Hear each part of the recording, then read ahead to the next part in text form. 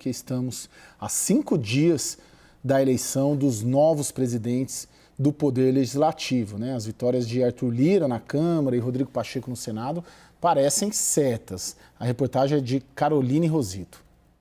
Câmara, Arthur Lira já conta com o apoio de 19 partidos e articula uma vitória expressiva para demonstrar sua força perante o Executivo. Lira costura a formação de uma chapa única que inclua PT e PL. Para isso, mantém reuniões com as bancadas estaduais, visando consolidar o maior número de votos possíveis e não ter surpresas durante o pleito. Nesses jantares, Arthur Lira tem reunido parlamentares dos mais diferentes espectros, como Guilherme Boulos, do PSOL, e Eduardo Bolsonaro, do PL. Lira concedeu uma série de benefícios aos parlamentares para garantir sua recondução ao cargo. Entre as medidas estão o aumento na cota parlamentar e no auxílio moradia, reajuste na verba para gasolina e mais gastos com passagens aéreas, além da redistribuição de cargos de livre nomeação pelas bancadas. Para um deputado ser eleito em primeiro turno, são necessários 257 dos 513 votos. Em 2021, Lira obteve 302 votos. Se na Câmara a disputa está praticamente fechada, no Senado há uma candidatura de oposição. Rogério Marinho, do PL, partido do ex-presidente Jair Bolsonaro, irá concorrer ao cargo com Rodrigo Pacheco, atual presidente que tenta a reeleição. Marinho já obteve manifestações de apoio do Progressistas, que comandou o Centrão no apoio à gestão Bolsonaro, e do Republicanos. Isso lhe daria 25 votos na disputa. Buscando garantir a governabilidade no início do novo mandato de Lula, tanto o governo quanto o PT optaram por adotar uma postura conservadora nas duas disputas, apoiando os candidatos amplamente favoritos para liderar o legislativo no próximo biênio e que tem grande poder de articulação entre os parlamentares. Lula sabe que sem o apoio do Centrão, dificilmente consegue fazer avançar as pautas de interesse do Executivo no Congresso Nacional. Na última quinta-feira, a bancada do PT no Senado oficializou o apoio à reeleição de Pacheco. O atual presidente estima que terá por volta de 55 votos. Isso se deve ao apoio já declarado de integrantes do PSD, do PDT, do MDB, do PSB, da Rede, do PSDB e do União Brasil. Para ser eleito, são necessários os votos de pelo menos 41 senadores. Vamos lá, de volta para a análise. Creomar, em fevereiro de 2021, o Palácio do Planalto sob Bolsonaro apoiou Rodrigo Pacheco e Arthur Lira. Em fevereiro de 2023, Lula apoiando Rodrigo Pacheco e Arthur Lira. Qual o cálculo político aí do Lula na manutenção do status quo do Congresso Nacional? Caio, eu creio que a melhor fonte de explicação para esse fenômeno, no caso específico da presidência Lula hoje, vem da psicologia. É trauma e medo.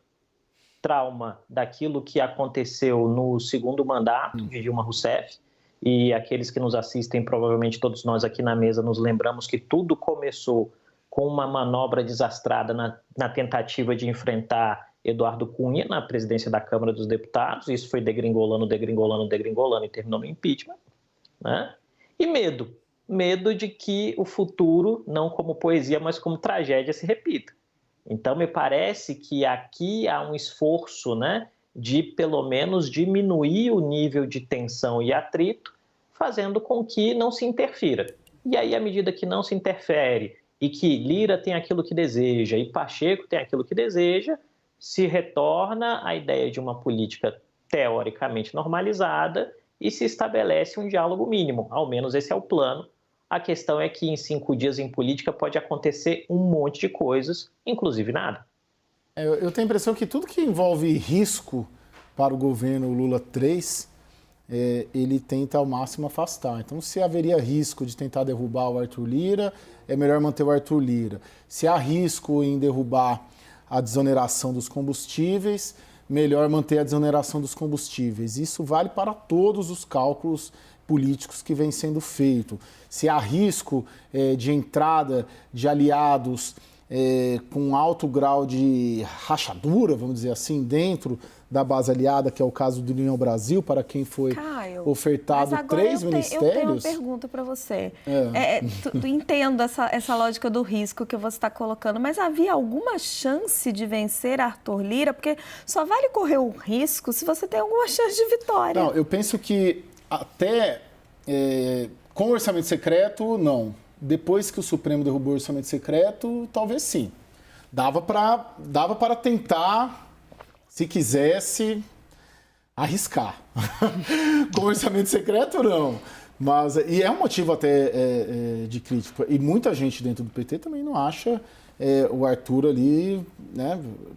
É um cenário completamente distinto de 2003. Primeiro presidente da Câmara da era Lula foi João Paulo Cunha, muito próximo ao Lula, aqui de Osasco, enfim.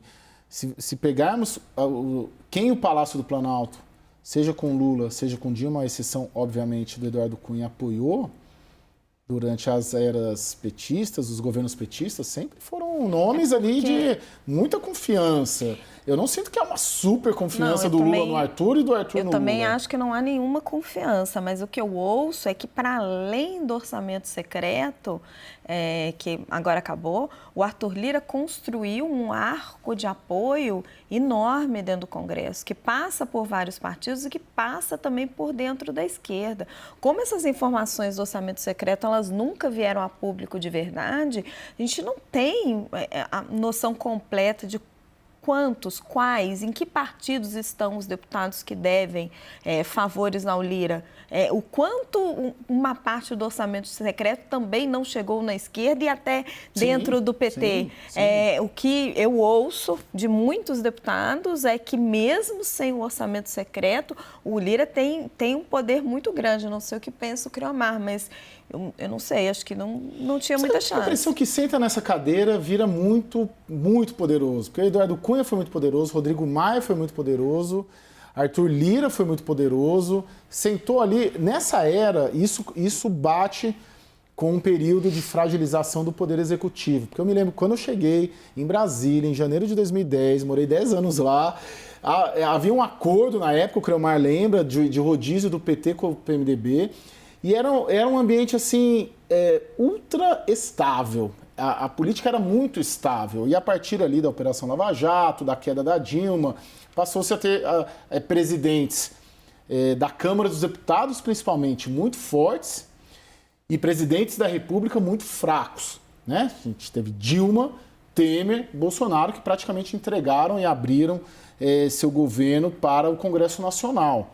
Então, a recomposição, ou a recondução do Arthur e do Rodrigo Pacheco é um sinal dos tempos, que parece que o Lula soube ler, claro, que era melhor evitar correr um risco político. Em que se fundamenta esse poder do Arthur? Que diga-se lá, a previsão é de ter mais de 400 votos nessa reeleição de quarta-feira, que vai ser um recorde, não me lembro.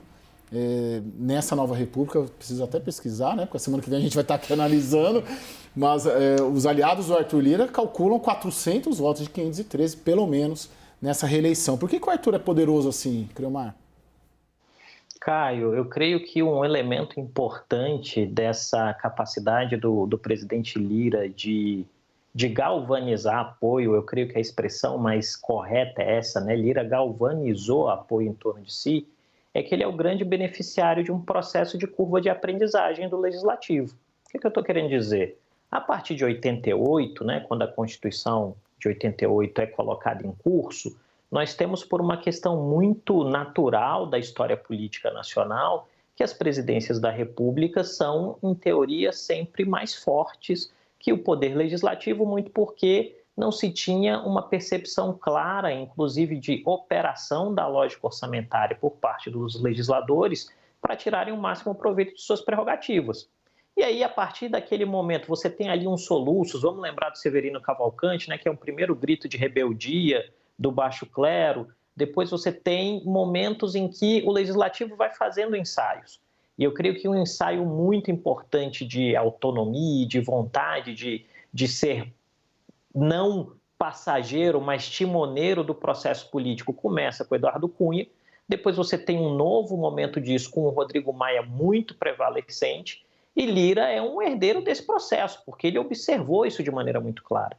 E aí, nisso, a gente tem um componente que a Raquel disse muito bem, né? Que o fato do orçamento ser secreto deu a possibilidade de que todo mundo fosse beneficiado. E aí, como um elemento concreto desse benefício, a maioria dos parlamentares tem uma expressão do próprio presidente Lira, que era quando ele defendia a RP9 e dizia que a RP9 tinha municipalizado o orçamento federal. Isso, para bom entendedor, no aspecto político-eleitoral, significa o quê? Significa que o parlamentar tinha ganho mais um instrumento de consolidação de base eleitoral na sua base eleitoral. E esse tipo de processo que ajudou muita gente a ser reeleita Brasil afora, cria uma espécie de relação muito forte, que em determinado sentido as pessoas sabem, os parlamentares sabem, mesmo que com a queda do orçamento secreto, que Lira é alguém que está pelos deputados e não pelo executivo. E aí vem um outro ponto importante, né? Uma coisa é um parlamento prevalecente em uma presidência que não era afeita ao jogo político, porque Bolsonaro nunca foi um homem do jogo político, nunca foi afeito a construir base. Outra coisa é um parlamento que vai ter de frente de si um político que é muito experimentado e que gosta do jogo político, né? Seja no Lula 3 ou no Lula 4, aí a gente pode escolher, Caio, para realçar aí a sua hipótese feita no dia 9 de janeiro. O que a gente tem que levar em consideração é isso, os parlamentares têm essa percepção de que Lira é um homem e um ator político que está lá para defender os interesses dos deputados. Isso faz muita diferença. Vamos pular ali para o Senado, Raquel. Parece que esse ano a eleição com um pouco mais de emoção é a do Senado. Nos cálculos ali, eu conversei com o Renan Calheiros essa semana, ele estima o Rodrigo Pacheco pelo menos 50 votos. O pessoal do Marinho calcula 35, 34, ou seja, se tiver mais 6, 7 votos, consegue ganhar. Eu conversei também com alguém ali muito próximo ao Marinho essa semana, que me disse que antes achavam que ele era um azarão, mas eles vão dar trabalho. Eles sabem, reconhecem o favoritismo do Rodrigo Pacheco, mas estão se sentindo no jogo. E essa eleição do Marinho, essa campanha do Marinho, reavivou ali o bolsonarismo, né? Os bolsonaristas todos escolheram essa eleição como a eleição do terceiro turno. Tem uma estratégia forte, que o pessoal do Pacheco reclama muito, uma estratégia forte de rede social, de e-mail para gabinete do senador, telefonemas para os gabinetes dos senadores. E sinto ali os bolsonaristas, próximos inclusive ao presidente Jair Bolsonaro, muito entusiasmados com essa possibilidade, olhando esse jogo. Qual que é a tese do Marinho? E aí eu vou te perguntar. A tese do Marinho é: o Rodrigo Pacheco não é o cara para colocar o Senado acima, para reavivar o poder do Senado, que foi enfraquecido pela hipertrofia do Supremo Tribunal Federal, já falamos disso várias vezes aqui, pela hipertrofia da Câmara, pelas próprias características pessoais do Arthur Lira, que o Creomar muito bem colocou, e agora, de quebra, tem um alinhamento do Palácio do Planalto com Lula, com o Judiciário e com a Câmara. Essa tese conquista os senadores? Caio, eu acho que o Pacheco ainda é favorito, mas eu acho que o que está pegando e que pode levar alguns senadores a mudar de voto, e o Marinho não ganha se ele não conseguir apoio de gente que já está com o Pacheco, é esse incômodo que alguns senadores sentem com essa dupla, Rodrigo Pacheco, Davi Alcolumbre. Porque é quase como, que eu ouvi dos senadores, é quase como se tivesse um revezamento de poder. Então, né, primeiro, Davi Alcolumbre estava na presidência e assume Rodrigo Pacheco se reelege, já tem um combinado para voltar de novo Davi Alcolumbre e o poder fica ali na mão deles. E, principalmente, os senadores que já estão aí nos seus últimos 4 anos, isso gera um desconforto. Falar, não tem espaço para mais ninguém? Eu acho que isso está pegando muito, mais até com essa divisão de direita, esquerda, governo, oposição. É um desconforto mesmo com a distribuição de poder dentro do Senado e o protagonismo deles Sim. dois e o quanto eles seguram o poder para si nesse jogo combinado. Dito isso, vai ser difícil. É claro que os bolsonaristas ficam animados com essa eleição, porque o Senado é uma casa que eles podem fazer muito barulho, né? É uma casa onde eles podem levantar bandeiras como o impeachment de ministro do Supremo. É uma casa que tem, né, eventualmente, né, você faz uma CPI. Poxa, é uma casa que você tem um protagonismo muito grande. A linha agora, toda... Eu ainda acho que o Pacheco é favorito. Não estou vendo o governo se movimentar muito pela eleição, mas Rodrigo Pacheco esteve com o presidente Luiz Inácio Lula da Silva. Então, assim, isso a gente não sabe ainda direito, não sei se você sabe o que saiu dessa reunião, mas é um sinal muito claro de que o Lula está atento. Né? E que o governo vai se movimentar em prol do Pacheco. Sim, é curioso. Esse ano é a eleição que está dando um pouco mais de emoção para quem gosta. Eu adoro cobrir a eleição do Congresso, cobri em loco desde 2010. A semana que vem estarei lá cobrindo. Acho, assim, fantástica. Não que, assim, mas ela é interessante de cobrir. A gente sabe da sua paixão pelo Legislativo, porque o voto é secreto, traições, tem milhares de crônicas políticas possíveis a partir disso. Creomar, bem rapidamente, queria te ouvir sobre essa eleição no Senado antes da gente ir para o break. Caio, eu creio que a Raquel já levantou os principais elementos junto com você, né? Eu creio que, em termos de comparação, Lira tem um nível de favoritismo muito alto e Pacheco tem um favoritismo mais frágil, que tem a ver com uma característica específica do Senado, né? Número menor de atores e o fato de que esses vão dialogando entre si, pensando também em propósitos que têm muito mais uma lógica pessoal do que partidária.